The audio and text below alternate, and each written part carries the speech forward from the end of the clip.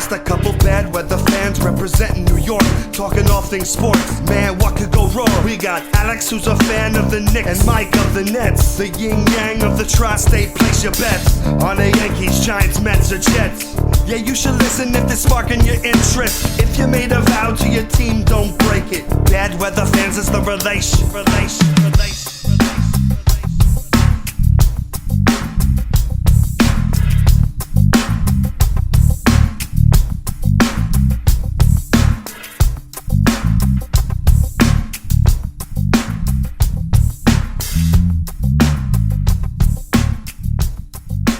That's right. This is Bad Weather Fans, episode number 102. Mike Biseglia, Alex Vanessowitz. We've got a Knicks win. They beat the Sacramento Kings. The Nets have had a couple of nights off. But I don't know. It doesn't feel like the Knicks really won. Alex, how are you doing?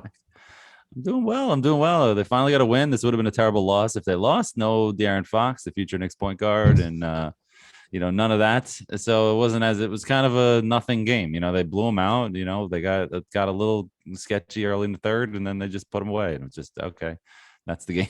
And it's nice to have a laugher. It really was, We'll be joined later on in this episode by Knicks fan, actor from The Wire, Julito McCullum. We'll talk to him. So excited to have that conversation. Yes. And I get to talk to more Knicks fans, and they can tell me why it's so great to root for the New York Knicks. No, I'm just kidding about that. I know it's awesome. Excited for our conversation. I do want to mention, as you guys know, that DraftKings is now part of the Bad Weather Fans family. So DraftKings Sportsbook is officially live in New York State with mobile sports betting, and it's just in time for the football playoffs. Right now, you can place a bet anywhere in New York with DraftKings Sportsbook, including from the comfort of your couch, which I spent a lot of time on this past weekend. To add to the excitement, DraftKings is giving new customers a special offer that you don't want to miss. Just bet $5 on any playoff game and win $280 in free bets if your team is victorious. Of course, we've got a big one coming up in a couple of weeks between the Rams and some team called the Cincinnati Bengals. You'll hear who Alex is rooting for hard and who he will be placing money on. We'll talk about that a little later on in the episode, but the wait is finally over. Head to DraftKings Sportsbook app now and check out all the DraftKings great promotions and features, including same-game parlays. Combine multiple bets from the same game for bigger payout. The more legs you add, the more you can win.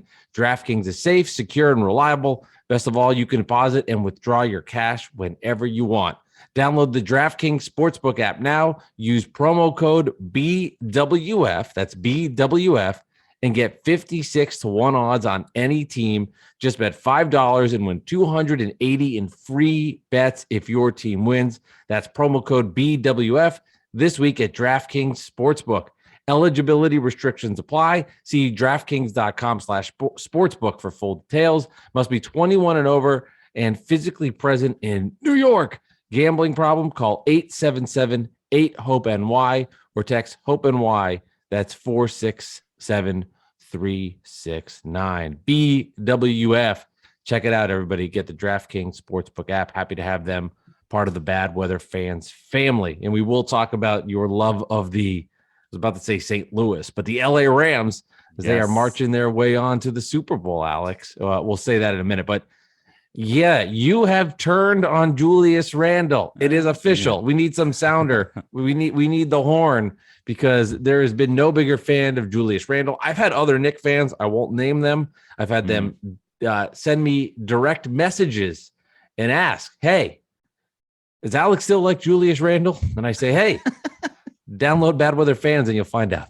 I think the kids call that DMing, Mike. What did I call it? Yeah, direct message. Well, that's what it is. It's a direct damn message. I'm kidding. No, I'm old, bro. Listen. You mentioned it on 2 podcasts ago, how you're like, I can even tell by your tweets how you're starting to come a little bit like, come on, dude. And you mean? Yeah, to me, like you've been saying, like I can tell by some of your tweets that you're starting to like, come down a little from the defending him. And it was just, it's kind of at the point of where that fan thing, where if he got a fan kicked out, even if, like, let's say the fan was on him all game, like, because there's conflicting stories now, like, oh, he was on him all game and that's why he had to kick him out, or, he only said one thing and then he kicked him out. That was a story that the kid said on the fan on Carton and Roberts. And you don't know if that's true on WFN, but you don't know if that's true. because he sounded kind of like one of those self-promoting, clout-chasing kind of fans on when he was on there. He's gonna like, yeah, I love the show, Craig, and it's like, okay, man, like, all right, this guy's kind of seems kind of full of it. Mm-hmm. But I had people. I actually had somebody DM me, a fan that was at the game, who saw me talking about it and sent me a video that he was at the game. He showed me his tickets and everything, so I know he's legit. Yeah. He didn't want to be revealed because he didn't want to get the slander and the the ats and whatever. And he said he's like he said that he was on him the whole game, like, you know what I mean. The guy was on him the whole game, like taunting Randle the whole game. But even if it was above the belt, like let's say there was no family insults, there was no racial insults, there was nothing like that. If the fan is on him all game and Randle threw him out, that's so soft. I'm sorry. That's just, now you're letting that get to you. You got to let that go. It's not like what happened to Melo. Like Melo had every right to get that fan thrown out of the game the other day. Not like that. That is bad. But what if you're just saying, you suck, minus 34. What's wrong with you? You suck. Julius Randle is a professional getting paid $100-something million. You gotta get over that. Once if you're getting a fan kicked out for that, and it's that simple, and even if it's not that simple, he's on you all game, then it's over here. And plus, you see the videos of him sitting at the end of the bench. Now that feels a little bit more real. You know what I mean? That was just the final, like, you know what? It's probably over here now. Hopefully it turns around, and it sucks, and I still have a special place in my heart for him after last year. But now I just feel like that's it, man. What's crazy about all of it is that it can change so fast, and the Knicks could go on a big winning streak, and all of a sudden they're getting wins versus teams they weren't supposed to. And Julius Randle gains a little bit of confidence, and boom, things switch. I think for him, it's a mental game right now. And it did feel as if he had checked out. And you see a guy at the end of the bench, and I'm sure this happens all the time, where one guy doesn't get up specifically, but it's the perfect storm. And it's the perfect bait, though, too. If you want to fuck with him and you want to say, look how bad he is, he's at the end of the bench. Somebody's yelling at him, and you put the puzzle pieces together. And then from the shit performances after performance and everything that had happened, it just adds up. But I could see you turn a little bit, and it's understandable, and it must be frustrating for Knicks fans to see that. We'll talk a little Nets as well coming up also, because I just want to mention that with the Steve Nash disaster decisions. Do want to get that out there. But it's you see him at the end of the bench, you feel the frustration, and boom, there it is. And it's like the only way to make up for this is to play better basketball and win games. And the Knicks do get the win versus the Kings tonight. But again, it's a depleted Sacramento team. Knicks were favored by 7 going into this game. Heavy favorite at home versus a Kings team that's struggling. So it's not like that big of a deal or anything like that. 48 got hot, and he's a very streaky player. When he plays well, the Knicks knew better. I mean, we see that. I don't know if it's over. I think there's one last try, but what do the Knicks do? They're kind of stuck. There's at least until the offseason. I don't know who would want Julius Randle. I can tell you it's a contender, but what kind of contender is going to take on that kind of contract? It's not that bad in that many years, but if you're a contending team, these teams are cap fucked, right? That's true. And to put it politely, for example, the Nets could use Julius Randle, but how many assets do the Nets and Knicks are making deals? Well, they got to like match the contracts. Yeah, they got right. So I mean, what are the Nets going to do? Like, you want a package of this will be fun. Nick could trade 7 players on the Nets to be. Would you want Joe Harris so the contracts match, because you need a guy that's making money, and then it's going to be like Cam Thomas and Nick Claxton.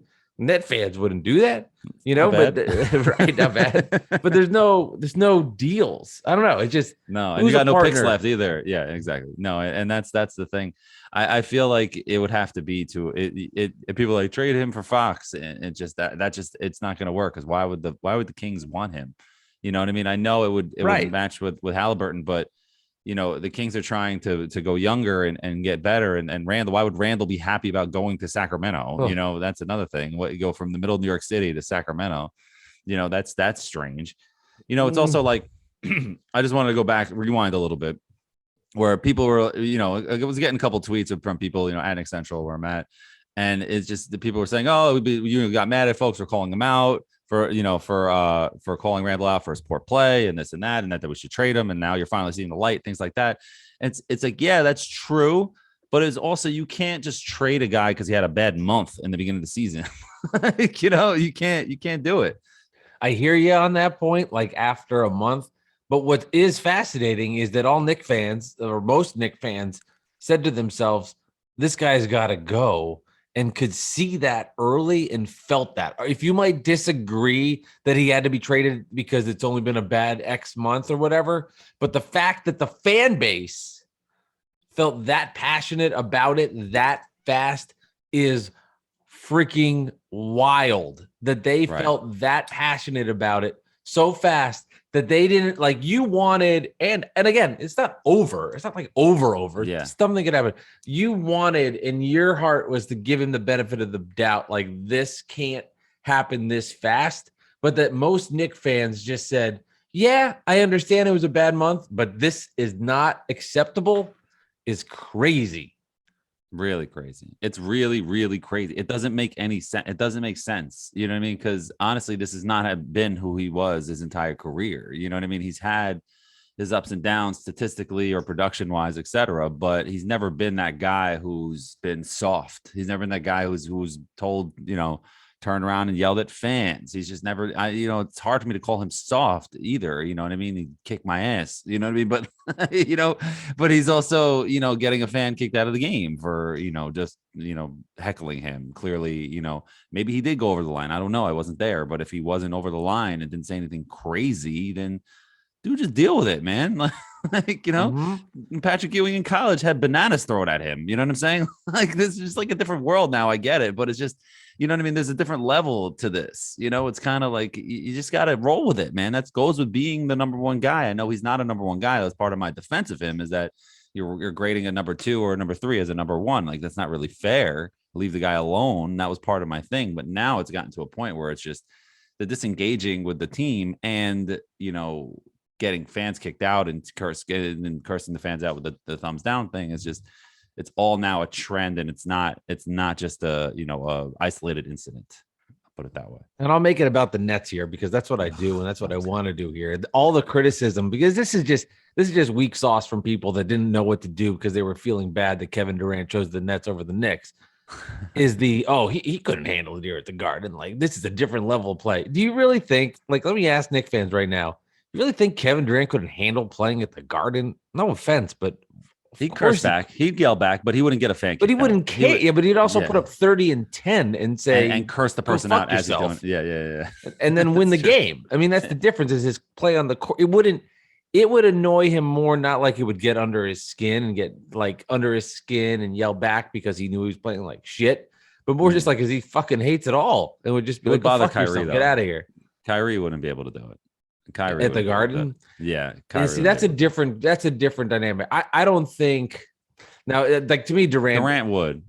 I agree. He's proven he would, Kyrie would be a little more fickle. That'd be a little different, but he would be so loved. I mean, he would be so loved. I'm not playing this game. Not now. I'm not playing this game because our game is Alec Burks, as he loved. We're not doing a part-time player of the Nets. Kyrie's been. I mean, Kyrie got into it with the fan from Cleveland. Yeah, which I loved his response. And also, too, I'm going to defend the Cavs here. And I don't know all of their fan base, but I love how people are like, this stuff always happens on Twitter. The Cavs fans are so unappreciative of what Kyrie did. They don't. Yeah. I'm like, okay, first of all, that was one person. He doesn't represent everybody in the city. It's just one guy. That could be one guy. Trash. Yeah. Right. That's one guy and Kyrie's answer was great. Like, you motherfuckers aren't appreciative. We want a title. Like, what else do you want? Mm-hmm. But you can't then say that's how every Cav fan feels. I don't know. It's one person, but everybody on Twitter has to lump it. Like, that's the city of Cleveland. That's the Cav fans that feel that way. Like, that guy who had the tickets there represented everybody that's a Cavs fan. I don't know that. That's unfair. That bothered me. It's been on my mind for a while. I can catch you now, though, in your talk, how you went to a Knicks game a long time ago and heard a fan say something about Latrell Sprewell. Different, Alex. Like that. Different. How's it different? That's one fan. You're judging all the Knicks fans off one fan. Yeah, because every Knicks fan, every Knicks fan I meet has the same stupid remarks. I'm being tongue in cheek when I say that. You know that. But that was. I'm gonna keep bringing that up. No, it's true, and Kyrie, his response is the way you handle that kind of situation. You know, his response, you know, it's just, or LeBron staring down a fan. That's how you handle a situation. You know what I mean? You give it back to him, and that's just how it is. And you just got to deal with it as a pro athlete. I mean, there's certain things you don't do, like the famous Russell Westbrook meme or gif of him pointing like at the fan, like, did you just hear that? You know, some guy like got in his face and cursed him out, and he's like, dude, like what, like, you know, like this, you expect me to deal with this? You know, somebody like that's over the line. But just yelling at, you know, somebody you suck, or, you know, telling him his plus minus and you kick the guy out, that's ridiculous. Now on the net, of course, that wouldn't happen to Durant, right? No, of course not. Like you said, what's that?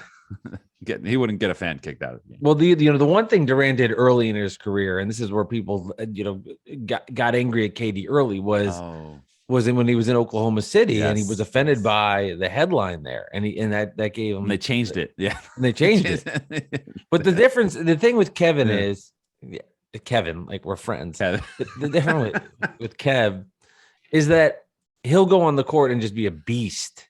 Mm-hmm. So like, it's like we've talked about this, and everybody has. Kevin Durant is sensitive on social media, and things get under his skin, and he goes back and forth with people. There has been no impact on how that might make him better, and I think it does. I think that does fuel him. I think that does get him going. Mm-hmm. Where you say, okay, yeah, he's childish on social media, but it doesn't impact how he is on the court. It actually makes him better. So they can be separated. It's not like he acts like that and then goes on the court and can't defend for himself. It's the opposite. Right. No, it's true. That's true. And I was curious. Our boy BKGO, one of my favorite Nets fans on Twitter, he was DMing me. He's like, he's been trashing Steve Nash the whole season. I'm like, dude, relax. You know, but the whole season and now he was sending me tweets. He's like, you see, they're finally coming around. Now people are starting to trash Steve Nash for his rotations. And what are your thoughts on that? Well, the rotations have been terrible. I mean, the rotations have been all over the place. I mean, the season has been strange though, from start to finish where we are, because of how it started, what had happened with COVID, the injuries that have been on the team, and of course, you know, Kyrie Irving not being there, and now he is there. Mm-hmm. I thought Steve Nash did a really good job early in the season when the team was like 20-7, staying afloat and winning games. Kevin Durant will hide a lot of that because he's just that good and he can win games. And the Nets had a lot of wins early in the year against bad teams where they just hung on. Coach Nash had a really bad game versus the Warriors. And I like to think that officiating doesn't impact games and shouldn't. And I will never say that the officials lost the game for a team. And this is not a big setup to but. No. The but is at Steve Nash. You gotta, if the bad call's made in the 2 minutes, you got to use your challenge there. What are you waiting for? And it's not just the one with 6 seconds left.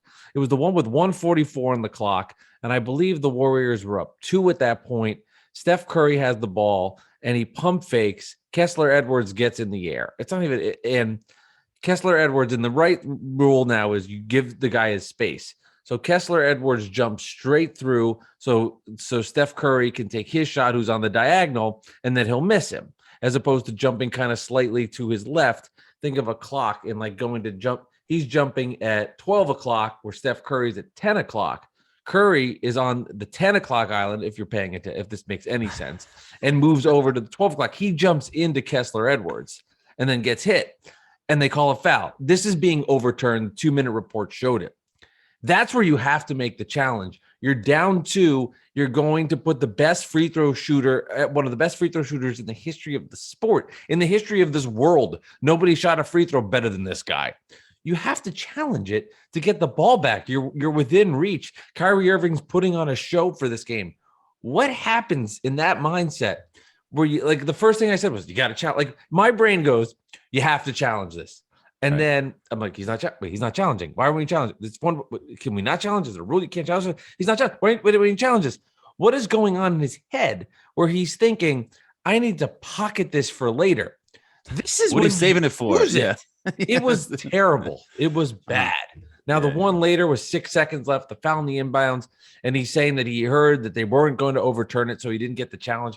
I would say for optic reasons, I would challenge it anyway, even though you lose that timeout. You can't just let your fan base and your franchise down where you lose respect. You got to challenge it, and then at least at least you then defer the attention where people go, the officiating is bullshit, and not, you didn't even do it. Like, to me, that was just, like, again, stupidity.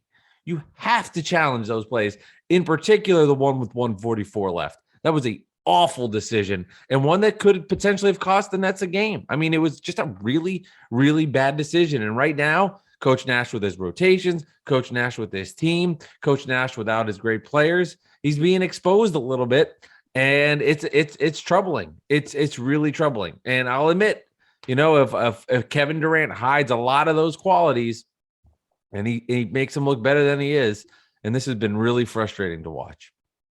Yeah, I mean, that sounds frustrating. I hate when the coaches' challenges in the NBA is just so bizarre. It's not like football where Sean McVay is wild with his challenges on the and we'll get into that after the football's different too. I mean, it's just so different. It's so different. It's every play means so much more. Whereas you're not going to use your challenge in the NBA in the first quarter on a play that might have been out of bounds on the other team, on your team, or you know what I mean, on the other team, whatever. You get me. It's just you save them for the last 2 minutes, and if you're not going to use them the last 2 minutes, then what the hell do you have them for? Yeah, you can't take them home with you. You're going to take them home and like trade them in for 2-for-1 for the next game. Like you can't do that. You know what I mean? Like so, it's just. It's I don't know, that's strange. I didn't know. That's a crazy thing. This season sucks. I get you. Yeah. I mean, the Nets right now, like I'm telling you this before, I have to look at the Hornets box scores now to make sure the Nets aren't falling into these play-in games.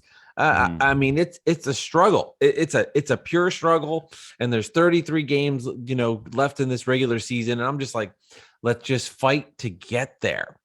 The Nets are going to be the most annoying 6th seed in the NBA history. Like no one's going to like teams are going to be like, we don't want to see the Nets in the first round when they finally all come back together. And Cleveland's like, fuck, like, okay. It's going to be weird too, Alex, because this, if the Nets are healthy, they're going to be like let's say they're like the 6th seed.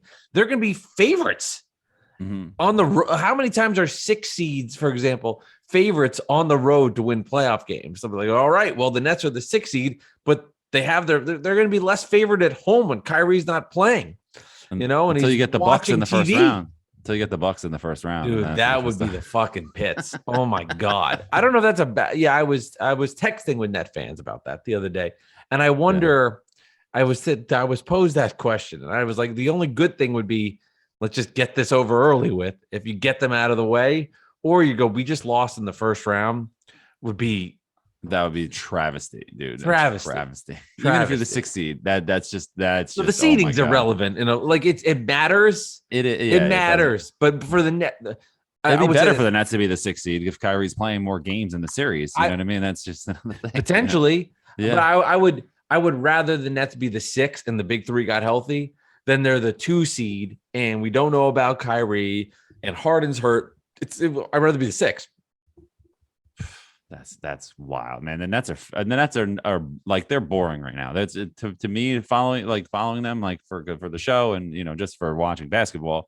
They're just a boring team. It's just always terrible without their stars. They suck. Right. But like the intrigue for the Nets when the games become a must-watch appointment television or when it's the playoffs, because then it's like, all right, let's see what happens now. That's how they lose. Yeah, we got to see it because right now it doesn't matter. They're going to be in the playoffs. It's just irrelevant. They're going to get healthy, like you said, and Durant's hurt, so it's not even exciting. You don't even get to see him. Kyrie's a mess, and Harden is hurt as usual. So it's just banged up, whatever. But like, yeah, it is what it is. That's the problem though with watching Kyrie, and you see that Warriors game that he could be that so good. He's so good without playing. Yeah. It's crazy to me. I mean, he was making.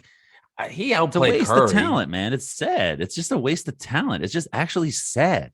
It's just. I really love him on the court. It's so good. It is what it is, but yeah. He's just.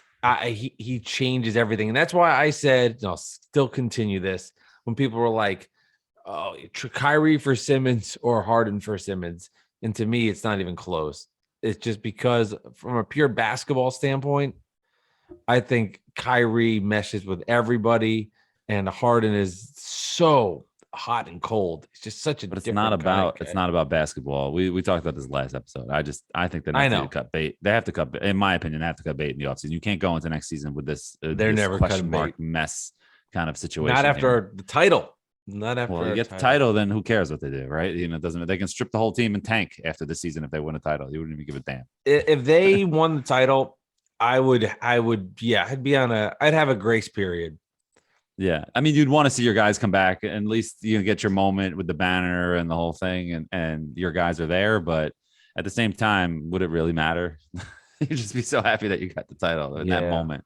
We have a great interview coming up in a little bit with a super Knicks fan, Julito McCullum, and we talked to him earlier. Actor of The Wire, from The Wire. Yeah. This is a podcast, so I'm not like ashamed to say, we edited a little bit. So I'll tease part of the conversation, but it's towards the end, and we're talking about like Bengal fans and how excited they are. I won't go too deep in it because I don't want to blow my own interview here, but it was just like, so our interview, that's what I meant to say, but it was just that so moment, like the feel for if you're a fan and you're a Bengals fan, Knicks and Nets fans get it. Knicks and Nets fans get it. Yeah. It's all that pent up emotion for like that one spot. And it's just, it's a relief. Life. Yeah. I've thought about it, Alex. Like if the Nets won a title, I know exactly how I would react to it. Yeah. I just know. And I won't reveal what that is until it happens. For me, if one of my teams won, the Knicks, Jets, or Mets, if one of them won, it would be complete like jumping up and down, yelling, screaming, like, oh my God, oh my God, oh my God. And then it would turn into tears, like actual, like, I can't believe that just happened. It would be complete, but I'll say it, complete breakdown, hysterical crying. Right. It would just be a release. Mm-hmm. For you, the Nets supersedes everything. Every other team, you've seen the Giants win, you've seen Syracuse win, and Mets would be cool, but Nets would be a release. Knicks and Jets for me would be a level that I don't understand. Mets would be up there too, but like I love the Mets. Don't get me wrong, I'm a diehard Mets fan, but just the levels and Knicks and Jets is just the Jets is the family thing. The Knicks has just become my like part of my life. Like the Mets is just, I would love it too, but there's something like. About that. I don't know. Everybody's got their teams and their pecking order of their teams. You know what I mean? It just is what it is. Keep thinking about that Patty Mills 3 in Phoenix. It's going to happen. I'm calling it now. I've been saying this on the podcast for months. Patty Mills 3 in Phoenix is going to change my life. Maybe. And as Evan said when he was filling in, if he misses it, it will change your life. Being the pessimistic asshole. You know what they say? It's a make or miss league, Mike. It's a make or miss league. And I've seen a lot of misses in my life. Yeah. More misses than makes, technically. You have to break it down. Yeah. Well, after the interview with Julito, we'll talk about the AFC and NFC Championship games. We'll talk more Knicks and Nets and do the poll question and jersey number trivia. And that should be a lot of fun. You guys like that stuff. Cool. Well, all right. We'll do that. But before we get to our interview, I know Alex has something to say. Again, we are proud and honored. It's really cool to be a part of DraftKings. So here's Alex to tell you a little bit about the Bad Weather Fans promotion. Oh, there you go. So DraftKings Sportsbook is officially live in New York State with mobile sports betting just in time for football playoffs. Right now, you can place a bet from anywhere in New York with DraftKings Sportsbook, including from the comfort of your couch. To add to the excitement, DraftKings is giving new customers a special offer that you don't want to miss. Bet just $5 on any playoff game and win $280 in free bets if your team is victorious. The wait is finally over. Head to DraftKings Sportsbook app now to check out all of DraftKings' great promotions and features, including same-game parlays. Combine multiple bets from the same game for a bigger payout. The more legs you add, the more money you can win. The DraftKings is a safe, secure, and reliable. Best of all, you can deposit and withdraw your cash whenever you want. Download the DraftKings Sportsbook app now. Use promo code BWF and get 56-1 odds on any team. Bet just $5 and win $280 in free bets if your team wins. The promo code BWF that's the promo code BWF this week at DraftKings Sportsbook. Eligibility restrictions apply. See DraftKings.com/sportsbook for full details. Must be 21 and older and physically present in New York. Gambling problems? Call 1-877-8-HOPE-NY or text HOPE-NY to 467-369. Thank you, Alex. Knicks fan from The Wire. And maybe I'll convert him to a Nets fan one day. Probably not happening, but we did love our conversation. Here he is. Julito McCullum. Legend. Yes. Julito McCullum. Sorry, I stepped on your Julito McCullum. Yeah, that was really annoying, Alex. But you know what? I've been dealing with Knicks fans stepping on me for a while, and I'm not going to take it anymore. I'm going to step back. I'm like the color commentator that on the local radio broadcast goes, ah! It talks over the. Let's do that right now. You ready? Here we go. I'll do the play-by-play. 3rd down and 7. Rams in the shotgun. Here goes Stafford. Looks to He's pass. open. He's got He's Beckham on open. the side. He connects with him. It's a touchdown for the Rams. Oh my The Rams are going to the God. Super Bowl. The He Rams. did it. Can you He did shut it. the fuck up and give me my call? Here's Julito McCullum, star of The Wire, and of course, big-time Knicks fan. Enjoy, everybody. All right, as Bad Weather fans, and as promised, we've got actor, we've got Knicks fan, Julito McCullum, who joins us, who's, of course, from The Wire, and he's got a great new show to be promoting as well. We'll talk about. And you're coming on after a Knicks win. Yeah. Kinda. We'll say kinda. Can I put a kinda in front of that? But still good to have you on. And congrats on the W versus a very good Kings team. Thank you. Listen, we play who's in front of us. That's fair. We play who's in front of us at this point. We got to take everyone we can. So, yes, after a Knicks win, Mike. That's fair. And I'm a Nets fan, and honestly, I'm searching for wins. And right now I look on the schedule, and Phoenix, I was reading the standings, is very good, so that might be a tough game. And I'm a little nervous as a Nets fan, and I'm sure as a Knicks fan, you don't care about the Nets because they're irrelevant and nobody cares about them. But it must be nice to see them losing a little bit. Yeah, man. I'm born and raised in Brooklyn, Flatbush. I tried the very first season. I was at the very first preseason game ever in the Barclays. I tried. I bleed orange and blue. I'm sorry, Mike. I can't. You're like, oh, Brooklyn. I'm, Flatbush Avenue. I tried. Yeah. I tried. I swear, the very first game. I don't remember if I had a Nets paraphernalia on, but like I was trying, and then it just felt wrong. It felt wrong. It's in your blood. It's not. It wasn't. It wasn't. It's not in my blood, man. I'm sorry, man. But yeah, y'all are the 6th seed, so enjoy that. Yeah, it sucks. It fucking sucks. Now it's gotten to the point where I'm looking at the Hornets schedule and I'm like, oh, good. The Hornets blew that game. That was nice. And I'm not at a place I'm very happy with, and it makes me anxious. Yeah. The Hornets are good. I mean, you got the Cavs in front of you, the Heat, the 76ers look like they're fighting for that top spot. I mean, it's not looking too good for you guys, man. Especially if Kyrie's not getting the shot. That's what it comes down to, really. Yeah, Durant will be fine, I'm sure, but the Kyrie thing and Ben Simmons with the Sixers, those are the 2 wild cards right now that can turn the whole NBA upside down if one of them shows up. Yeah, for sure. It's crazy. So I want to also talk about Julius Randle. I know you've been on Julius Randle for a while, way before me. I was always defending him, but what did you see early on that you were like, wow, that's it? It took me a while. Like we were just talking about this on our opener. How it took me to this fan when he got that fan kicked out in Miami. When I even tweeted you, I'm like, is that a real story? It's just like it was real, and that's why no matter what the story is, it just shows that he's not. It's probably over. And with the sitting at the end of the bench, so what did you see early on that brought you to that conclusion before me? Yeah, for me, it's I don't forget the first season we had. He had with us. Last year, the miracle season, right? Hit every shot, all the big shots. He just did a little bit of everything. It's those seasons that every NBA player wishes they had, and then back to the norm, right? And for me, if this was a 2nd year guy, 3rd year guy, if this was a guy just finding his stride, I would understand it. 8 years in, man, like at this point, he is who he is. And, I go to a lot of the games and, I'm blessed to be able to sit, kind of close. And I've been watching him, I've been watching him and his energy. And this is the thing.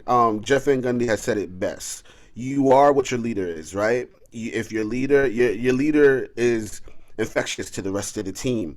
And for me, with us having not the greatest season, you gotta be more than what you've been giving us, man. And the energy is so bad. And I'm not the body language guy all day, right? That's not me. But when your play is even worse than terrible body language, that speaks volumes. And when he's bad, he's just like really bad. Like it's not just all right. 3 for 10. Yeah, but he did, he made everybody else better, or he hit some shots at the free throw, so he has 13 points and 10. It's like when he's bad, it's him not picking Obi up off the floor. When it's bad, it's 7 turnovers, 9 turnovers. When he's bad, it's okay, I'm just no longer going to sprint anymore. Like today, I mean, yeah, granted, it was against Mo Harkless, Harrison Barnes at times, but like, You can do that every game. Like Right. the defenders that are on Julius aren't like top tier, best in the world guys at the 4 position. You can do this. So it's just you like unwilling to do it. And I think for me that doesn't work here in the Garden, man, in New York. And I don't know. It just seems like it's best for both parties to move on at this point. It's funny because I'm not seeing as much Julius Randle, but I'm picking up on him and I'm seeing it. And I'll reference the Nets game when they played the Nets in Brooklyn, and Yeah. Julius had a really good game that day. He was guarding Durant, who had a poor 3 quarters, and it wasn't until the last 6 to 8 minutes where Durant got hot, took over the game a little bit, and did what he does. But Randle was efficient on the offensive end. He was guarding Durant. He got in his face and made him take tough shots. So why don't you think there's that consistency where you see that on every night? I'm not saying everybody, unless superstars are going to have that more often, but where you don't give that kind of effort. Does it boil down to just not caring? Well, I think for me, it's a mentality thing, right? With Julius, I just think he's very fragile with his mental. As far as basketball, right? I don't know him personally. I don't know how he is outside of the game, but it seems like the talk, yeah, has been getting to him. It seems like, right. This is the thing. Yeah, Knicks fans, we get a bad rap, but it's only like 10% of Knicks fans who are like really terrible people, right? That are talking, that are like hoping you get COVID. We're not part of those 10%. Yeah, like No. not us, not you and me, Alex, right? But it's only like that 10% of millions of people, and if you're gonna allow like less than 10% of people to get to your head, come on, man. This is if you want to be a superstar in this league, forget the Garden.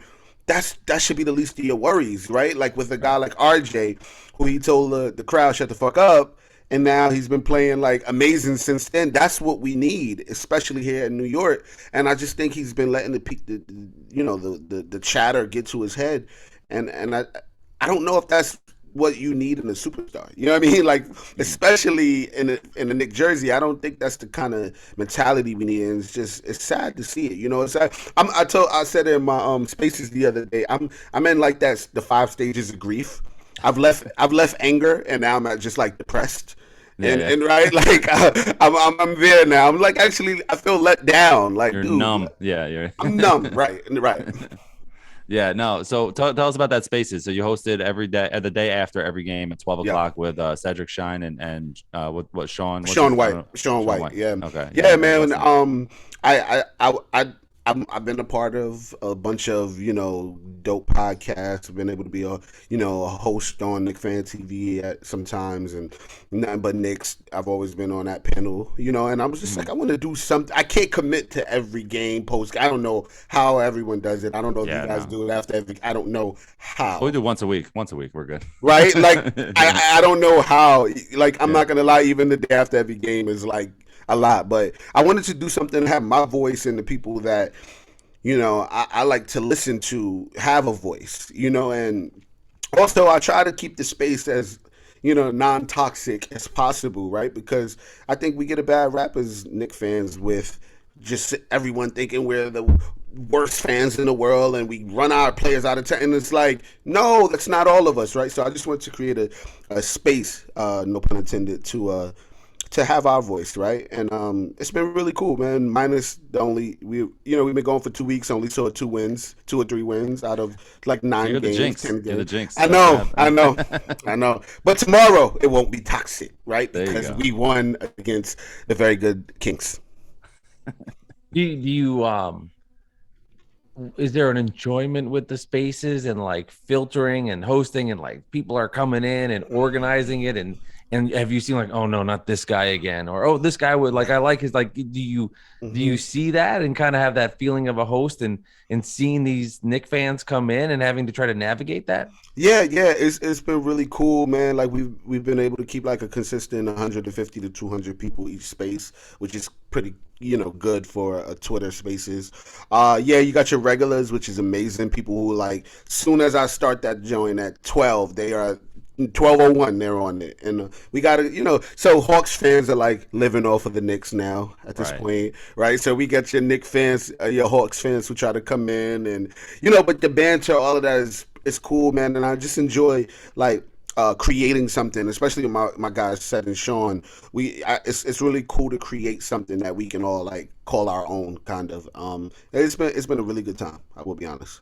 That's cool. Speaking of the Hawks, what's up with Reddish? Why? I mean, he gets in with 5 minutes left, and they're up 20 plus in the fourth of a blowout. I don't understand why he doesn't want to get him into the rotation. I understand he's not going to play 37 minutes. You know what I mean? But like, you can ease him in somewhere. You know, you would think. I don't understand that. What do you think about that? I think. Okay, so I'm gonna like. I'm trying my hardest to not care until February 10th. Right, like until the trade deadline, because I do think they're gonna make some trades to really open up opportunities for other guys.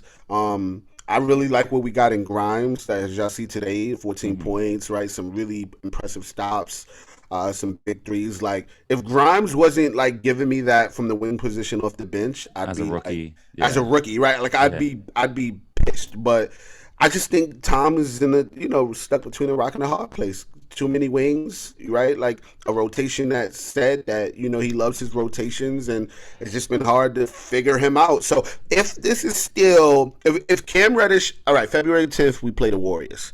If Cam Reddish does not play at least 20 minutes that game, then we got a problem. Yeah. Yeah, I mean, I'm going to say it. Like, it doesn't make sense to me. I understand Coach Thibodeau, and he's stubborn. But when you make trades to get guys in, and the Nets, for example, would do this ramp up thing with older players that they're trying to get ready. If you're trading for a young 20-something that you've been saying why you made the deal is because he has potential and talent, I don't understand being so stubborn that you can't at least give it a shot and see what it looks like. I mean, that's the fun part of trades, right? You get a player, they come to your team, you're like, oh my God, this is so much fun. Cam Reddish and this, and then all this potential with RJ Barrett and Duke, and then you don't play. What a buzzkill. And if I was a Knicks fan, that would piss me off. Yeah, especially for a guy who averaged 17 points a game for the Hawks this season. And I mean, we need that. We need a guy who can like efficiently score. I just think it's the logjam. I think he's waiting for those 40 years and Alec Burks to get moved so he can get time. It's only been 5 games, so I'm trying my hardest, right? Like, and also he's coming off of an injury, right? He had that ankle sprain that had him benched even for the Hawks for the last week before he got traded. So I think Thibs is a smart man, and I think he sees what he sees in practice with Cam, and I think he will get playing time. Like I said, February 10th, Warriors, what is it, 7 at night, 8 at night? If Cam Reddish is not playing 20 minutes, then you will see me go off on Twitter. Yes. I hate to kill your Zen vibe that you're trying to put off here, but he could play Reddish with Burks on the team. He could just bench. I know Burks. Well, who sits, Alex? Who sits? I would sit Burks down. Just sit him down. Who cares? You know what I mean? What is Burks? Burks is nothing. He's not part of the future. You know what I mean? Like, what are we got this kid in here who loves, him and RJ are friends, and are they friends or not? Whatever. But like just sit him down. I mean, it just gives me that pause where it's like, are Thibs and Leon Rose really on the same page? But how would that look? How would that look where, okay, you're trying to use Burks as trade bait. Right. He gets this new guy on the team, automatically sits him down. It shows the other 30 teams, however many teams, like he's not a player, right? He play for you. How is he going to play? Right? He's not a rotational piece. No one traded for him unless they feel he's a rotational piece. He's not going to. Alec Burks is not going to sit on anybody's bench. Not for what are we going to try to get a first round pick for him, right? Like he's not that guy. So we got a week. We got a week.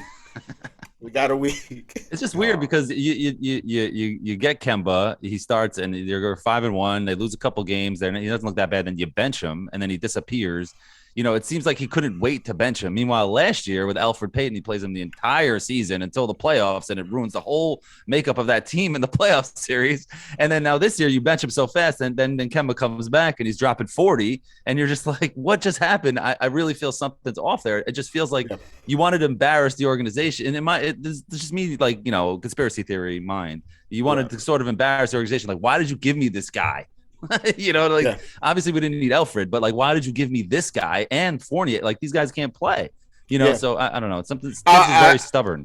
I'm with you. And I think Kimba does not need to see another minute on the basketball court. It's sad, but it is. Yeah, I would much rather see Deuce.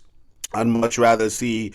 I mean, Quickly maybe, right? But Quickly has his moments. But like Deuce is more. He's good enough to at least do the bad things Kimba does. Right? And as a backup, backup, or even as a starter, get him in, and then give him the the situational minutes, right? But if that's the case, I'm with you. There's something wrong within the organization with communication, for sure.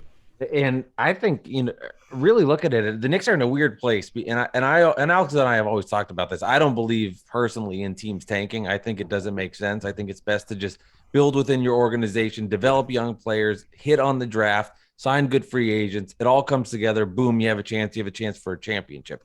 But it does feel like there's something that's disjointed with the Knicks where it's like you like a nice blend of young players and some good veterans that can mix together. There's something weird, though, about the Obi Toppin not getting minutes because Julius Randle's there, and that's stunting him from getting growth. The veteran point guards and free agents have to get minutes because Evan Fournier was signed to a 3-year deal, so we can't play these guys. And that's the part that would get frustrating is here's guys that aren't going to be part of the future. These guys are, and you're excited about them because Leon Rose has done a good job hitting on draft picks. Why can't we somehow blend this better as opposed to it's like A, B, as opposed to not even winning. Get a nice little mesh and a nice little Knicks mesh going. I'm with you. I don't get it. I don't understand it. Yeah, I know Thibs is a old school kind of coach. Sure. There's no reason Julius Randle needs to be out there for 37 minutes, 38 minutes. There's no reason. With the things Obi Toppin is capable of doing. There's no reason why Kimba is playing 17, 18 minutes tonight, 0 points, and at no point did you say, let me try a McBride, right? Or even Cam tonight. I mean, Alex Burks, but Alex he did have a good game. He did play well tonight. Burks did play well tonight. It was just a guy on the bench that you would think Reddish can slide into that role. That's all. Especially against. My thing is when we are going against. All right, for the way Tom coach like that for like the Bucks of the world, I almost said Lakers. Excuse me. The Miami Heats of the world. Coach like that against them, cool. A real rigid rotation because you want to. But when we going up against the Kings, Oklahoma City, Detroit, that's where you try things, right? Like I don't get it. But after February 10th, I will be going off. You will see the tweets. You will be seeing my tweets be crazy. Angry Julito will be out there. Angry. I call him Hoodie Julito. I'm going to put my hoodie on and go in the dark corner, and I'm tweeting my life away. Is there a Knicks-Nets rivalry? No, because we run New York. Gotcha. I mean, I don't know. I mean, so you don't think just pressed all the buttons in Mike's win or lose, Mike. We are New York City. Y'all are the New Jersey Nets. Oh, right now, so you don't think you think the Nets have made? Did you dislike the New Jersey Nets? I hated them. You did. Yes. You hated the New Jersey. All right. Well, I appreciate hearing that. I'm glad you. I hate when Knicks fans come on. They say, "Oh, the New Jersey Nets. They were cute. They were fun. Yeah, I rooted for that team with Jason Kidd in the finals." At least you can tell me that you dislike the Nets now, so it makes it more palatable for me to hear that you hate them. You hated them then. That you can obviously you're going to hate them a little more now because they've taken a piece of real estate in the sandbox. Yeah, I got courtside seats once, years and years ago, of course, clearly. Years and years ago, sat probably second row, and third quarter, I was like, I'm out. I can't do it. I couldn't even try to act like I wanted to be there. I hear you. Richard Jefferson irked my nerves. Even Vince Carter on the team. I did appreciate Jason Kidd. I will say that. It's just one of the best point guards of all time. Everything else I hated about that team. You guys had Kerry Kittles. I hated Kerry Kittles so much. Like I just hated the Nets. So I tried that first week of the Barclays being open, and it lasted a week. And I don't even accept free tickets anymore. Well, I'm trying to reference back because I had to look at our episode number. We had Kittles on. I think it was like episode 94 or something. So if you want to go back and hate listen to that one, I will. More than welcome to hear like one of the Jefferson on, nicest human beings on earth and Kerry Kittle. I can imagine. Oh, he's like the nicest man. Yeah. Bro, he would, but that corner shot was such a dagger, man. Like, and he just would kill us. Like Kerry, Richard was alright. I mean, he had his moments against the Knicks, but it wasn't like world beating. Just the big dunks. That's what he had. Yeah, whatever. But Vince, man, when Vince and Jason Kidd, that 2-man game, oh my god, those Nets used to irk my nerves, man. And now I live across the street from Nazareth Center. All right, okay. I'm in Essex County, so we're close. Yeah, beautiful building, more charm than the Garden, I'll say. How dare you? No, I know, I get it. No, I grew up in Jersey. I'm a Nets fan, so I always saw. But I always just you know what? Not to cut you off, Mike. I appreciate that. You grew up with this team. I was nervous that you were like a you formed. Another thing that pisses Mike off here. He's saying all the best things. I mean, just I get it. Like I'm a really good fan. Sorry to cut you off. It's just, but and this is where I'll get into this. Is like, so the Nets aren't the Knicks, and I will never pretend that they are. The Knicks are the more popular team in the city, no doubt. But the Nets have definitely improved, and there's no way around that. They have made strides from where they were. If you think back to the old Nets, I mean, it's just a different world, and they're building a foundation with younger players. Why it's so important for them to win now, to capture the hearts of 8-year-olds, 10-year-olds, 12-year-olds that don't know with the Knicks with Oakley and Ewing. And then to them, they're just, watching some DVD to learn about the 90s Knicks. It's all new. So that's still building and growing. So that's why I get why you're frustrated at newer Net fans, because they don't have that history. They're new, they're annoying. So that's what irks me about it. Yeah, I'm an OG Net fan. I was there. I saw Drosden's career high versus the Rockets in 93 where he poured 44 points and I fell in love. But at the same time, I'm hoping that some, annoying 14-year-old just saw James Harden put up a triple-double where he got to the free throw line 23 times because he put his elbow in the air, and that's how he fell in love. And that's for me. It's also, I think my hate for the Brooklyn Nets is also tied to like gentrification in Brooklyn. I think it all lives in the same world. So now when I'm like on Flatbush in Atlantic Ave, and I see these buildings that we can't afford, that right, like, not to make it that thing, but that's also tied into it, and I'm just sitting there like, I remember like you couldn't even walk in these streets, right? Like that, right? So, I respect Kevin Durant. I think he's the greatest player in the world. I think Harden is cool, right? Like, but like it's hard. It's hard to like to even like this team, because the Nets fans are insufferable on Twitter. Yes, they're just really bad people, man. I just was saying. So it's hard to even like be okay. And I'm from Brooklyn, born and raised, right? Went to high school 2 blocks from Barclays. So it's hard for me to be a fan of this team.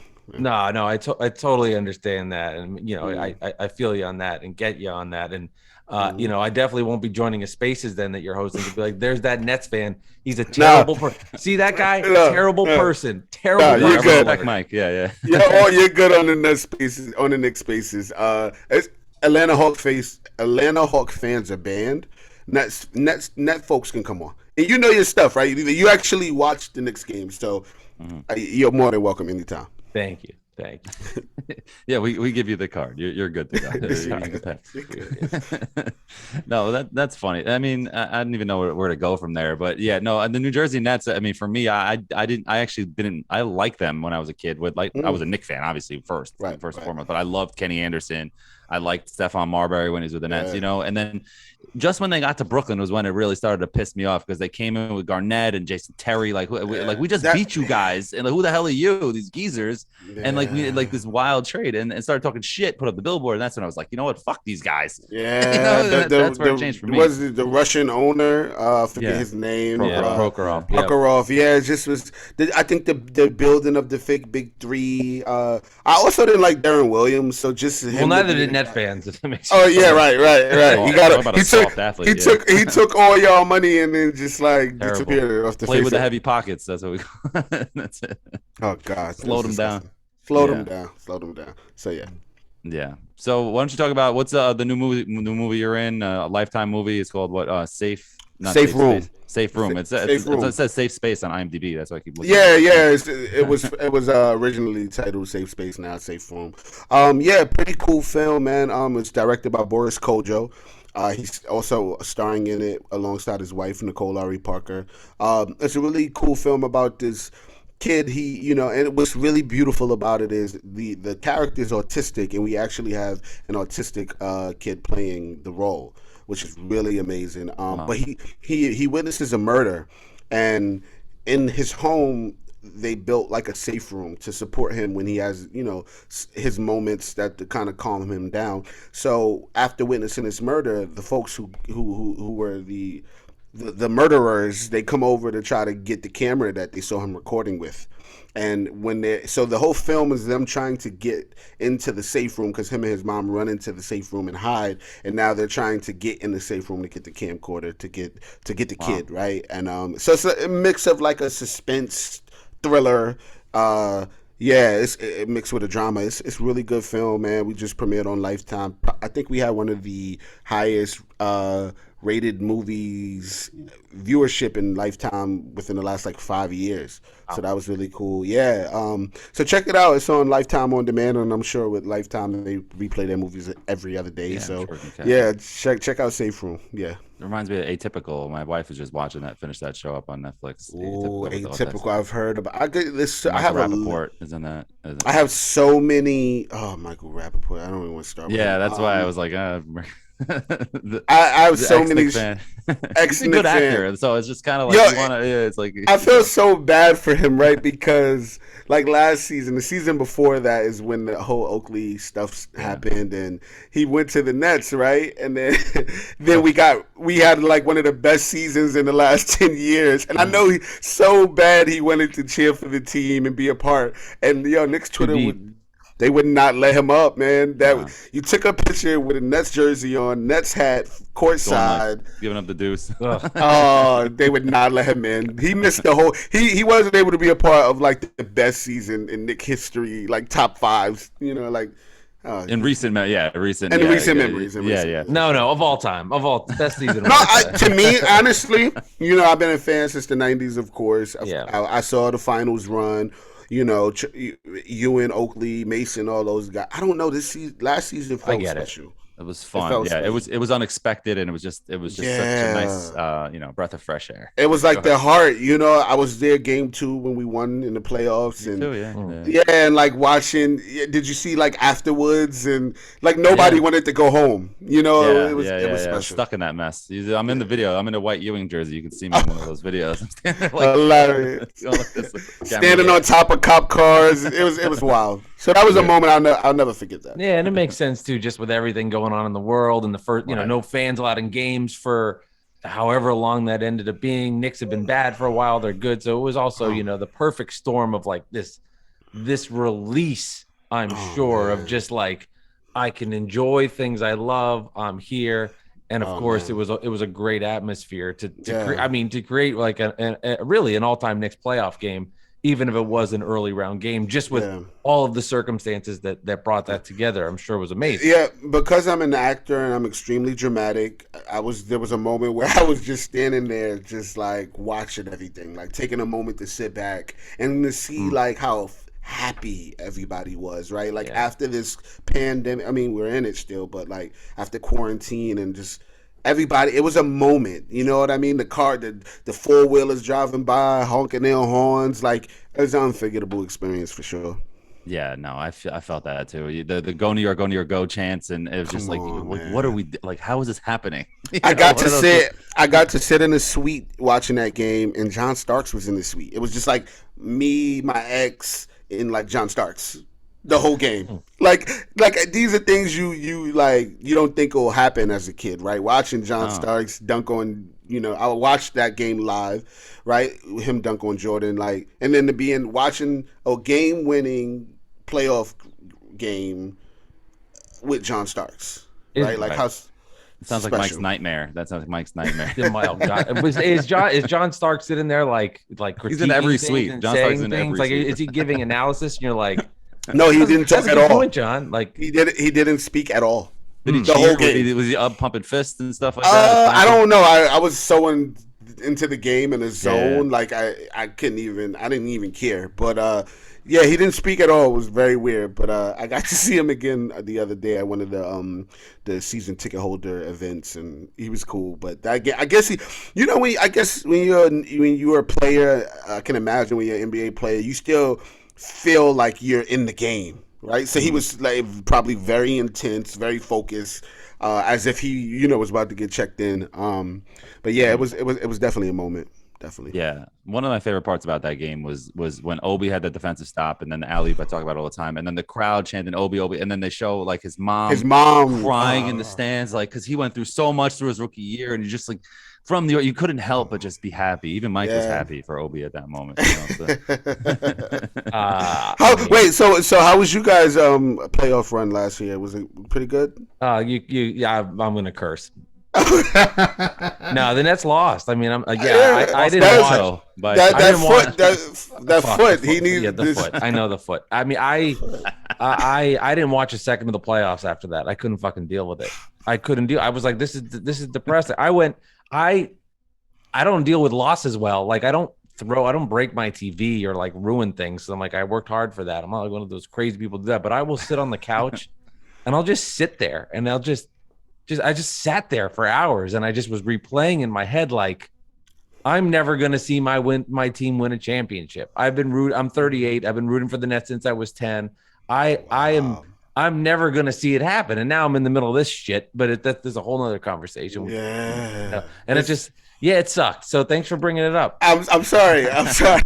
Like honestly, like I was watching the football game the other day. I'm not a huge fan, but I was watching with my boys, the Bengals, and I'm seeing like people like on Twitter like cry like I can't believe we're going to this, and I'm just like I can't wait one day. I'm so tired of imagining it though, man.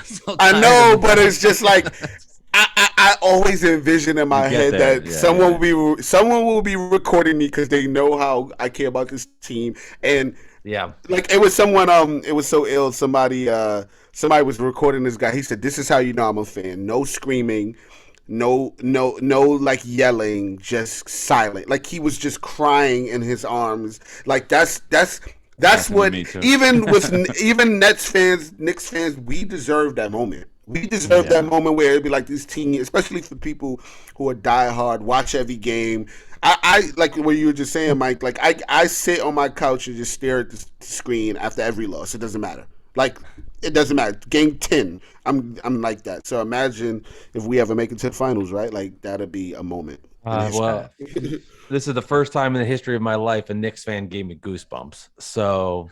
Congrats on that, man. No, that was cool. I feel you on that, and you're so right about that with the Bengals thing. It's the best. Special, man. But they're not gonna win. I think the Rams are too good, but it's special to see like second year guy do what he's doing, man. It's amazing. Absolutely. Julito McCullum, thank you so much for coming on Bad Weather Fans, and now you can officially say you've been 50%. You've been on your first Nets podcast, kind of. Yes. Halfway. I probably won't be invited back, but Mike and Alex, thank you guys for having me for sure, man. Yeah, thanks. I wanted to get a wire question in there. I didn't get even into wire questions. I got time. I'm here. Yeah. One quick one. It's just really crazy to me how when you're on that show as a kid, right, and you see like these future, you don't know, like, do you know at the time that these guys are special, like Idris Elba, Michael B. Jordan, and the late Michael K. Do you realize that these guys are that special? That they're going to become like these like incredible movies. I've always been fascinated by that. Not at all.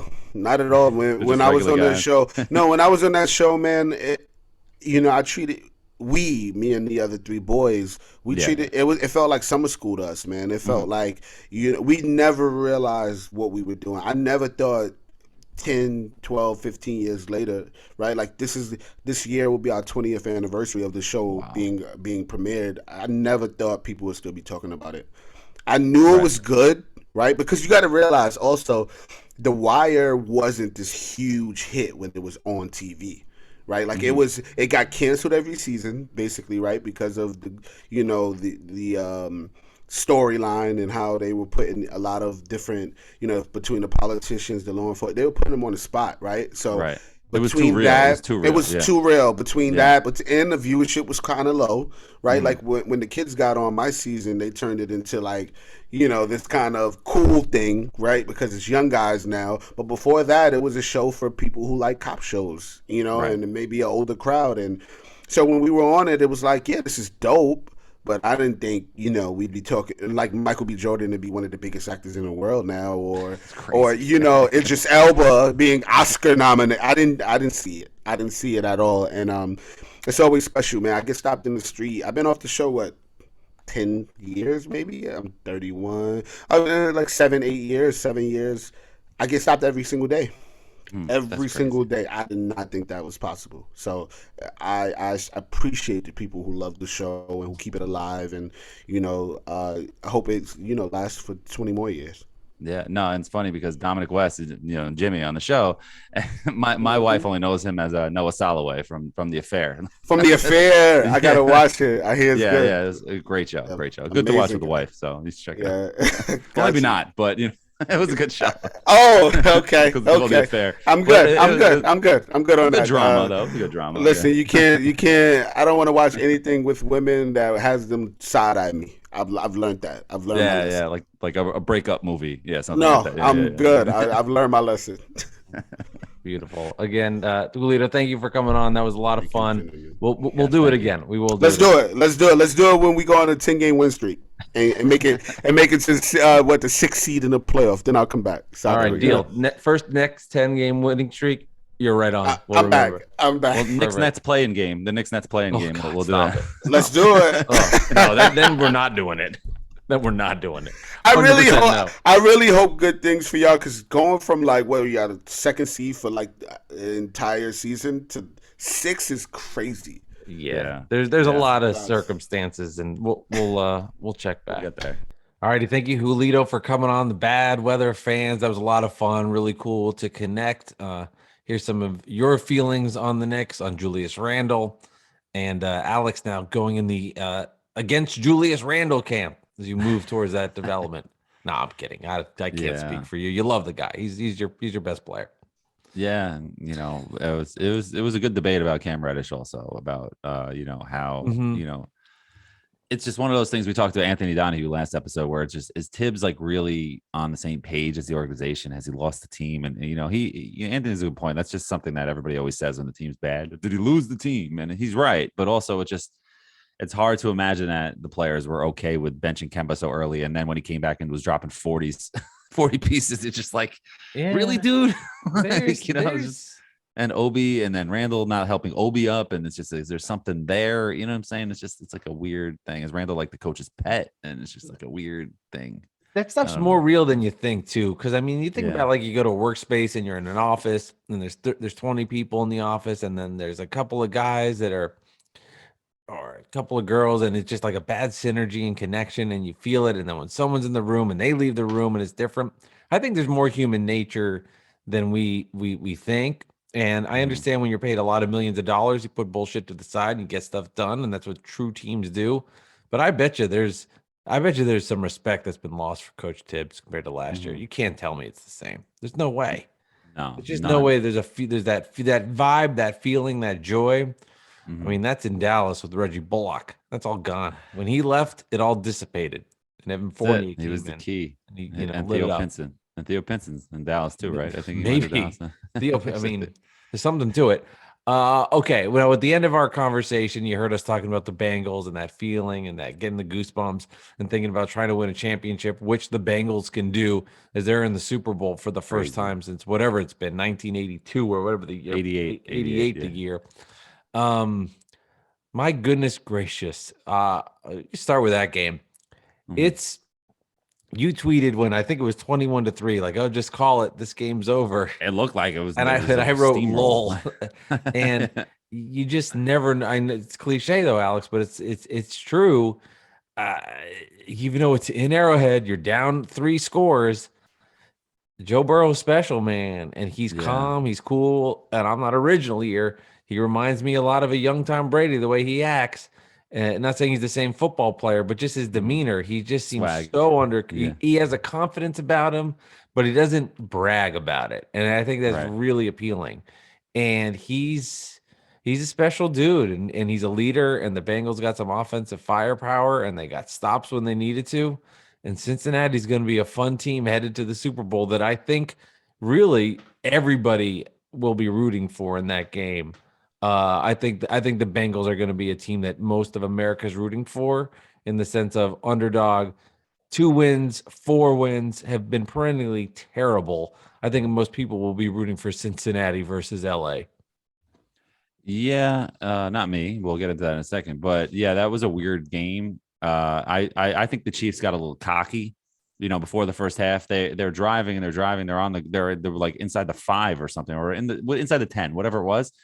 And it's 4th down, and they're not kicking a field goal, and then whatever it was. It might not even been 4th down, but there was enough for one play, right? So you're not kicking a field goal, and then the play you call is a screen to Hill. I know he's amazing, and Eli Apple makes the tackle, the ex-Giant, whatever. But if you're gonna throw a pass and you're gonna go for the touchdown, you have to throw it in the end zone. And so if you make the catch, you throw it to Kelsey and you get the touchdown. Like, make the play. And if you don't, it's bad. It's bad regardless. But you got to take the points there, especially when you get the ball in the second half, and then you can put up 10 points on them, and then the game is over. And then it's really over. Then you're up 30 something to 3 or 10 or whatever it is, and then 10, and then that's it. But so that's where they got cocky. And then at the end of the game, Mahomes taking that huge sack, and it was just like, I know that it's still they still got the 3, but you might have went for it there again. You know what I'm saying? It's just. I feel like they got cocky. They thought it was easy, and once you do that in football, especially in the NFL, it's a man's league, Mike. It's why I don't play. And Tony Romo Yes. killing me. And people were saying this, suggesting this. I don't know if you would. Cincinnati should just let Kansas City score here so they can get the ball back. Wow. I mean, this is not that Giants, Patriots Super Bowl with the clock, and they're trying to let them in. You're going to let them score a touchdown and then have belief that in 1 minute and 7 seconds you can drive the field. I understand how these things work and these crazy endings that we've seen, but to me, you had to just go out there and play defense and give your team a shot on the defensive side and hope that they can just settle for the 3, which is what they did. But the overthinking of just letting them score so you can get the ball back, that's a leap of faith that I wouldn't want to take. At least try and play defense, and then they score, they win the game. You're gonna let them score. I say, well, you have a better chance with your offense. With a minute left, and we've seen a lot of miracles. I think people get delusional that stuff just happens all the time. I couldn't believe that. No, it's not. It's not a guarantee. It happened in the Super Bowl. I was looking up the Super Bowl because I didn't know the exact year, but in '98 Super Bowl, when the Broncos were on the goal line and the Packers gave him the touchdown. They gave to Terrell Davis the touchdown. They just you look at the replay, it's like parting of the Red Sea. And because they're like, we have Brett Favre, we're going to go down and score a touchdown. And they didn't. And then the Broncos won the Super Bowl. It's just, why don't you just play defense? You got this big defensive line. You got Reggie White. You got Gilbert Brown. You got all these guys down there. Like, what are you doing? Like, at least try to stop them. Like, yeah, you might not get enough time, but you can't. This is not basketball. You're like, oh, give them the bucket, 2 for 1. Yeah. It's not. It doesn't work like that. But whatever. The Bengals win. Good for them. You know what happens in these games too is the momentum swings and you can feel the stress when it's 21-3 and then it becomes 21-10. You can feel it more than you do in regular season games. Right. And then when that next score comes, the other team gets tense. And it's just a whole change. It really does. And we saw that in the San Francisco game versus LA where the Niners are up. LA makes a move. And in these games, it was like the momentum couldn't be stopped. The other teams couldn't handle it. And it just steamrolled where the defense picked up and it was lights out. It's Hart like you knew. That may have been a game changer there when that one was rough. And I know San Francisco eventually didn't allow a touchdown there, but still it was a game in the breadbasket for you. And then you could just see what happens from there. And after that point, it was like the 49er offense could just do nothing. They were stale. They were stagnant. And I was really impressed. And I felt a little bit of like a Nets fandom in here with the Rams for a second. I thought the Rams fans displayed some of the best energy I've ever seen at a playoff game. And I think a lot of it had to do with the fact that the 49ers invaded their stadium. They did. And because they were there, it's the 49ers. And it's California. It's the West Coast. It's It's an right easy there. game to get to. Yeah, You're talking about yeah. a franchise that's got some of the most loyal, devoted fans in all of sports in the 49ers. In all So cities, they were too. out. All cities. They're one of everywhere. those, you know how football is when there was only 6 teams on TV. It's like the 49ers, the Cowboys, the Steelers. And they're one of those teams that people love. And I swear it got them so motivated and fired up that they turned it on. And like Aaron Donald, you could see him like every 2 seconds, like, come on, come on. And I really felt like if I was a Net fan in my stadium and like the Knicks fan was making noise there and the momentum was turning, you could feel the eruption from the Rams fan. And I wanted to give them respect because I know all the time they say they don't have fans, they don't make any noise, but it was like they came out and they really represented well. I was impressed.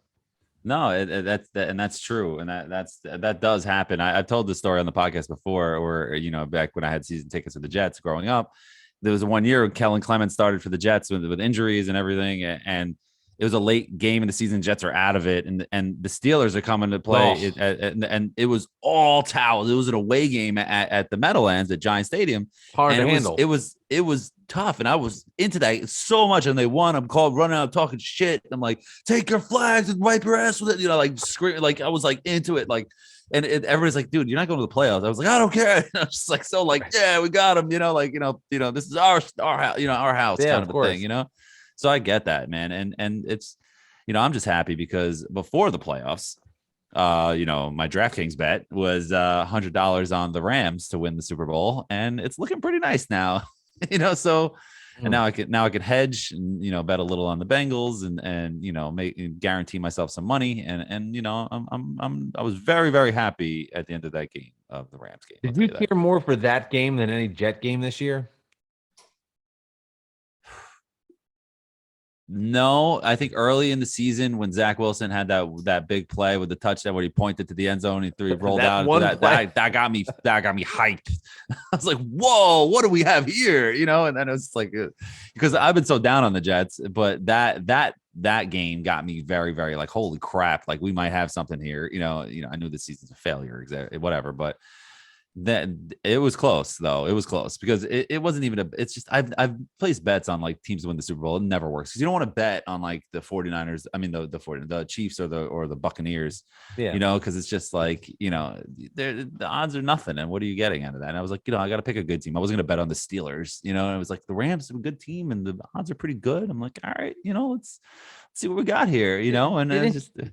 Didn't you pick the Steelers to win it all, or was that the year before we did the show? I can't remember. Well, my Super Bowl pick before the year was Steelers and Rams. So Steelers was your AFC team. Yes, yes. Because before the season, I started seeing some like, oh, Big Ben's last year, and they're like, I'm like, oh, playing the narrative, I was just like, and then you picked the Chiefs and the Bucks. You went chalk, and the chalk didn't work. It didn't work. But I was excited when I really thought the Rams would win. Obviously, when they beat Tom Brady, I was like, wow, we have a shot here. And then so I was into the Chiefs Bengals game because I'm like, I want the Bengals to win because that's way better for the Rams. Oh, I know. Oh, that's what they say. So, yeah, that's what they say. I want the Bengals to win. Be careful what you ask for. I know. But whatever, it'll be a fun Super Bowl. At least I don't have to bet on the game. I can hedge, so I'm going to guarantee myself some money. But I'll still be into the Rams all the way because it's not. I'm not going to hedge that much because it just takes away the fun of it. It's just it's not life-changing money either way. Well, I'm rooting for the Bengals, but I want you to be happy. So you going to Super Bowl parties or none yet? I think you're saying you going to the Super Bowl this year. I was like, nah. By the way, LA to see the Bengals and the Rams. Hey, how honey. Crazy is it that we never had teams host Super Bowls and now it's back-to-back years that's happened? Yeah, it's nuts. That's nuts. It's kind of bizarre. Yeah. And it's in like 2 weird years. Like last year was the COVID year, so it's kind of like the Super Bowl. It looks good on TV, but they weren't fully packed at the Super Bowl. No, it's not the same. Yeah. And then, so that was weird. And then this year is like the Rams are in LA. They're back in LA, but do they really have this like crazy fan base that deserves it? Because it's like they were in St. Louis for so long. I know they started in LA, but those fans from the LA Rams back then, they're really old or, they gave up on the team. You know what I mean? Like that was like 20 years ago. You know what I mean? 25 years ago. So, and then we were kids, long-suffering Bengal fans. I'm sure these guys have been rooting for, waiting their whole life And I know the whole city Basically. of St. Louis is rooting for the Bengals on Sunday or Yeah. 2 Sundays. Oh God, yeah. Those are the worst. That's the worst. Like when the Ravens were in the Super Bowl, like for Brown fans, like, oh my God, this is years really later happening. too, man. Jeez. Yeah. This is that was really rough. happening. Yeah. That'd be like if the the Nets actually moved and didn't move to Brooklyn. That's why you're happy they went to Brooklyn and not to Kansas City or something. That would have been terrible. Yeah, I don't think I'd be a Net fan if they were in Kansas City. I don't think you I wouldn't would. be a Knicks fan either. You would just be. Oh God, no. You would just be a fan. You would just be a I don't fan know. of players and be like that guy. I'm not like Dolan that can. I still think about this like all the time. Dolan J. Trump, not James Dolan. Trump, I get why he roots for the Knicks. He owns them. But I always just think like I could never imagine. I guess I could imagine something that would make me never like the Nets, like if something happened. But to then pick the Knicks, it makes me feel like he never really liked the Nets, truly, like I do. I'm not saying he doesn't dislike them, and he knows more of the history, and he knows all these dates and facts, so he's smart. But I don't know if, like, I could never, and we talked about this in our interview, Michael Rappaport, pretending to like the Nets. Like, I don't care how bad things got, I could never like the Knicks. He probably secretly still likes the Knicks. I agree. Yeah. I could never even pretend to put on a Knicks. Like the thought of seeing, like if you're watching us on YouTube, the hat you have on, the thought of that on my head, it makes my skin crawl. Right. Like of disgust. Right. And that's why I just can't believe that he really loved the Nets like I do. And I just can't agree with that. I hear you. It's kind of like it's different if it's a team from out of town.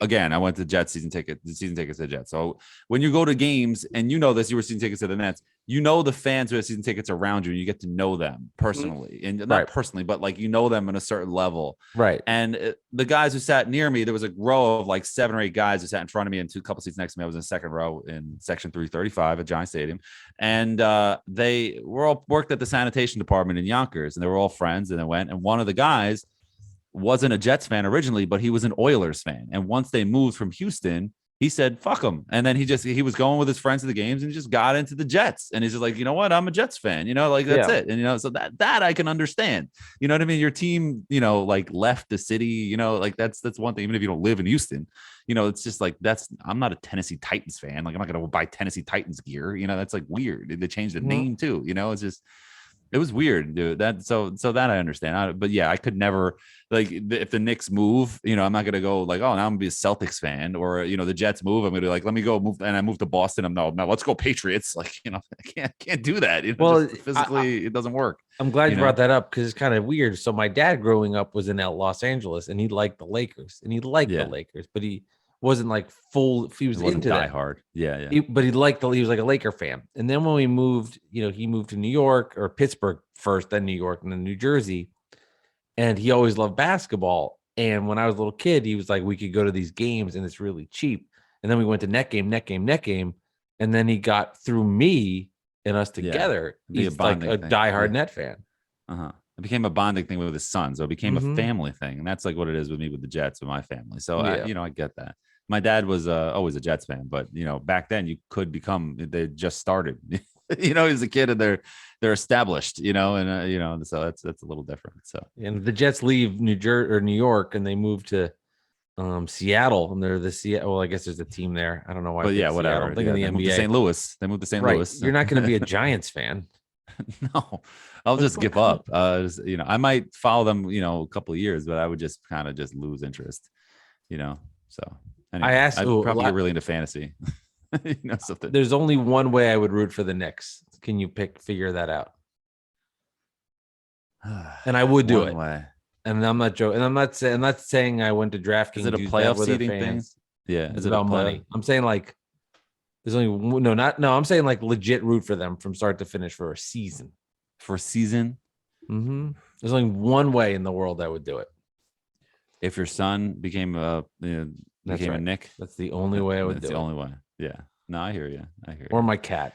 Like Joe Burrow probably grew up a Browns fan because he was a Cavs fan and he was all wearing all these LeBron jerseys and you see him as a kid. He was probably a Browns fan because you hear how they phrase it. They're like, our Ohio son. Yeah, a kid from Ohio. Not like if he was on the Browns, you'd be like, oh, look at him in his Browns gear as a kid. You can't do that. They wouldn't phrase that for a New York kid. Like if you were Bills, like he was a kid from New York. It's like fucking like the Giants. He's from Rochester. He's from Rochester. Yeah. All right, we got poll question, jersey number trivia, and we'll be fast with the jersey number because you ain't getting this one, and I'm not getting what you're about to read. Yeah, he went wild. What years did he give you? Oh, I don't know. I don't have it in front of me. I'm All right. the poll question. Here we go. Poll question. Okay. Drum roll. No drum roll. No drum roll. Okay. Knicks fans, which player do you want the Knicks to acquire in a trade? Don't worry so much about cost. Just which player do you want and comment why. De'Aaron Fox, Jalen Brunson, Ben Simmons, or Miles Turner? Who do you think won? Well, I hope it would be Ben Simmons. He's the best of the bunch by a ton. Who do you think won, though? Ben Simmons. Nope. He was not even second. De'Aaron Fox, number one, 50.7%. Jalen Brunson, 27.1%. Ben Simmons, 17.9%. And Miles Turner, 4.3%. I did not put on Murray from the Spurs because I don't think that's possible. I don't think the Spurs will trade him. I mean, he's very good. If you're going to trade him, it's not going to be Toppin in the protected third. It's not happening, man. Yeah, no, that's true. All right, couple shout outs. Salvador Caban at BK_Yank86 as I burp. I say Ben because we need a point guard. He is literally the best player you listed. I would even say we should target Russell Westbrook. Russ would fit into what we have perfectly, and it would force a better pace. Also, he would allow for Randle to not be double teamed as much. IMO, Ben, or Russ. I think the Russell Westbrook train has passed us. There was a window there for about a year, 2 years, but now it's over. What does Russ make? It's $70 million a year. No, I don't know. Probably close to that. Actually, it's $50 million. I don't think it's in the cards. I think it actually is $50 million a year. I think it's something like crazy, $40 to $50 million a year. There's only one guard in the NBA that'd be worse of a trade than Russell Westbrook, in my opinion. Sorry for this great poll question and great answer, but there's one guy that'd be worse. Who? John Wall. Oh yeah, because at least Westbrook plays. At least he plays. Yeah, Westbrook is getting $44.2 million this year and $47.06. It's insane. But you know what? They said he wasn't tradable, and he's been traded twice since he wasn't tradable. So it's just, whatever. So that's one. Let's see who else we got in here. Hoops Attitude at Hoops Attitude _. These are all good options depending on the price tag. So you can exclude Simmons, who'd also be questionable fit next to RJ. Okay. Let's see who else we have. I'm trying to get some different opinions. Oh, our boy Boodalicious at Boodalicious. Fox is my pick. We need a dynamic point guard, and of the three on that list, he checks off the most boxes. See, I agree. See, like Fox and Simmons, the combination there. Simmons is a better player overall because he does more things better, but Fox is more rounded because you're not going to be worrying about. I mean, he's never been in a big moment, but we're not going to worry about Fox not wanting to shoot a 10-foot jump shot. You know what I mean? We're not going to be worried about Fox, not just, it's just Simmons is great. And it's great at defense. He's great at running an offense and whatever. But other than that, what does he really do great? You know what I mean? Just true, but I think the Knicks team right now shouldn't be worried about who's going to take the 10-foot shot in the semifinals. It should be worried about trying to get wins. And honestly, I think Ben Simmons gives you W's. And as much as this has been kind of a horror show for the Sixers, him and Embiid together were the number one seed. If you look at their numbers together, they're incredible. Now, yes, he is paired with Joel Embiid, which helps and makes a huge difference. But if we're going to be getting to the minutia of, well, he's better in this point with taking shots, I think Ben Simmons gets the Knicks wins. If that's what you're looking for, I think that's more valuable. Yes, but also if you flip Fox and Simmons' career, are the Sixers better or just as good, or what do you think there? I mean, I think Simmons is a way better player, and Fox and Embiid doesn't do it for me. Okay. I mean, the Sixers have been close. I just want to see Fox in a good environment. That's all, but Sorry to cut you off. Go ahead. I don't know. It sounds like it's very nature. I want to see fox in a good environment. I don't know. Don't chop down any trees. One time I was driving on what the hell is The road. the road? Jones Beach in Long Island, the street what the hell is it called? You go straight. God damn it! What the hell is the name? Oh, of the it? Forever Road, right? It goes past the theater and it just goes all the way. Oh, it's killing me. I have to look it up now. Oh, good. So say something. I'm not going to. I'm going to make this extremely uncomfortable for you. Whatever it's called. I can't think of the name of the road, but I'll think of it in a second. And so I'm driving down it. It's just this really straight Ocean Parkway. Thank you. Thank you, Google. And so at night, me and my friends back in the day in high school or in college or whatever, we drive and smoke and we'd like hit Ocean Parkway. It's all dark and you can like literally hit like 100 and there's like nobody there. And you're just like hitting it for like miles. And it's just all beaches. So it's all dark. And we're driving and I'm driving and I'm a little like, and all of a sudden a fox runs out in front of me. I almost drove off the road. I'm like, what that was a fucking fox. And like, we all of us like hit this. It's so funny. We had to be there, but it was just like the funniest thing. Sorry. I have one fox story if I can say it. And this, sure. So I'll just say my fox story. Then you're going to say yours. Yeah. Where I live in New Jersey, we're close to like a lot of woods areas in the back. Yeah. And we have a garage and a small driveway, and our garage is kind of like a gym now, so you can't park in there. We have two cars, and my wife's car is in the driveway, and mine would be like towards the side, parked like free parking area for people. And I would go to work early in the morning because my job was super duper early, and I would leave around 3 a.m. And I remember walking to my car one day, looking in the distance, and there was a fox on my car, and I turned around, and I went back. And I just had to wait until the fox left. I couldn't get in my car. I was like, I'm not fucking with the fox. And that's the story. And he walk out with a baseball bat and kill a fox in your driveway. Foxes are scary. No, they are. That's just an animal. I'm not comfortable around a fox. No, I'm not been around. Anyway, this got off the rails. Before we get into the jersey number. Fox. Yeah, we can. Yeah, that's enough shout outs. You read to me first because it was the other way last time. Jersey number trivia. We don't have to do the intro anymore. All right. So Dolan J Trump at Dolan_J_Trump. He provides us with numbers and we read them to each other. I give Mike a Nets number. He gives me a Knicks number from Dolan J Trump with clues, and we try to guess it. And of course, I'm always right. Mike's always wrong. You want me to read first? Yeah, read first. Okay. This is gonna be tough. He wore number 6 from 1987 to 1991. Well, it's not Rick Mahorn. That came later. Number 6. Right. He appeared in 164 games with the Nets and made 105 starts at the small forward position. Number 6 from 87 to 91. This is a little before me. Mm-hmm. I mean, I was 4. He is this guy like? Is this something where it's like, is this like possible or just impossible? It's probably close to impossible, but we'll see. Just let me get through it. Maybe something will click. Something will click. He was on the team for a couple of years, so you might have heard about him or studied those teams in some capacity. He played for 3 different teams during his 8-year career: Philadelphia, New Jersey, and Cleveland. Did you want Philadelphia, New Jersey, and Cleveland? Okay, 8 years, 87 and 91. Number 6 with the Nets, he averaged 16 points during his 4 seasons. So it seems like a rotational player, at least. Did you know this? I did not. No.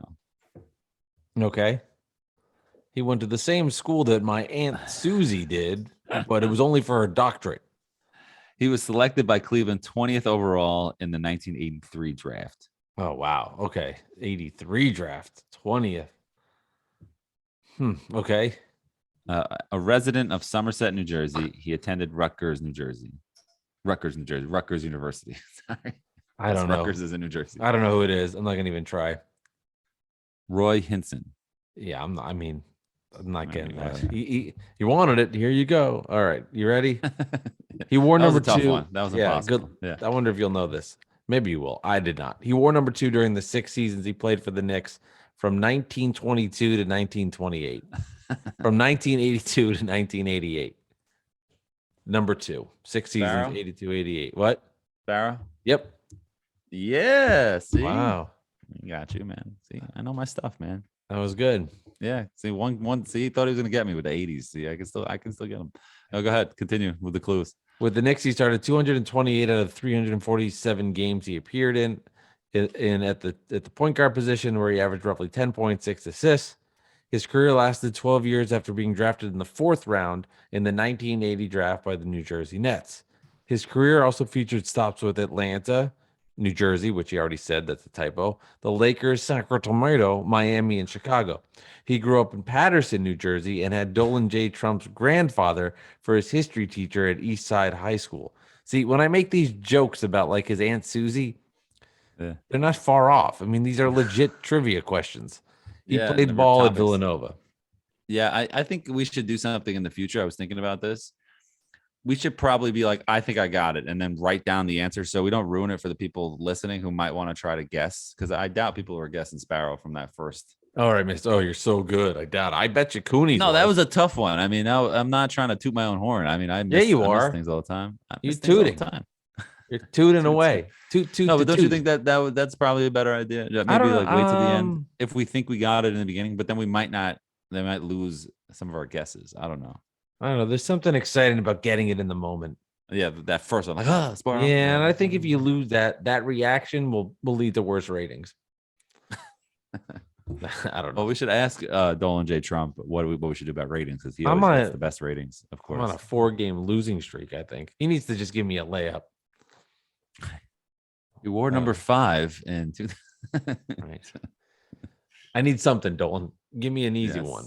All right, Alex. 80s are fun because 80s are tough for me. That's like my toughest era. You know what? I can just Google them and study the roster. Maybe I'll just do that. Actually, you know what's my toughest is the 50s. I'll never get 50. They're the guys in the 50s. That'd be really tough. Goodness God. Because that was, like some of the good players like McGuire and stuff, but like I don't know, I don't know the other guys. He played in 4 seasons, and he was number 12, and he went to the same college as my father-in-law's aunt. There's a park named after him in Paterson, New Jersey. Right. Which my brother-in-law was a teacher there, but it was only during odd periods. During the even ones, we would have lunch.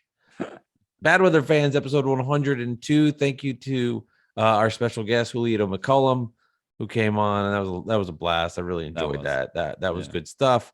Don't forget, guys, subscribe, download, rate 5 stars if you're listening, or / I should say watching on YouTube. Check out the tweet the videos where you're watching that at Nick Central. At Mike Delivers Pod. Also, guys, BWF is the promo code. Check that out. We have a link in the show notes where you can get to the DraftKings Sportsbook. Make it real easy for you. Click on there, put in the promo code, and then good luck in your Super Bowl pick. Yep. All right, Alex. Hopefully next week when we're doing this, the Knicks still suck and the Nets are playing better. I hope not. I hope the reverse. All right. I'll talk to you later. See ya.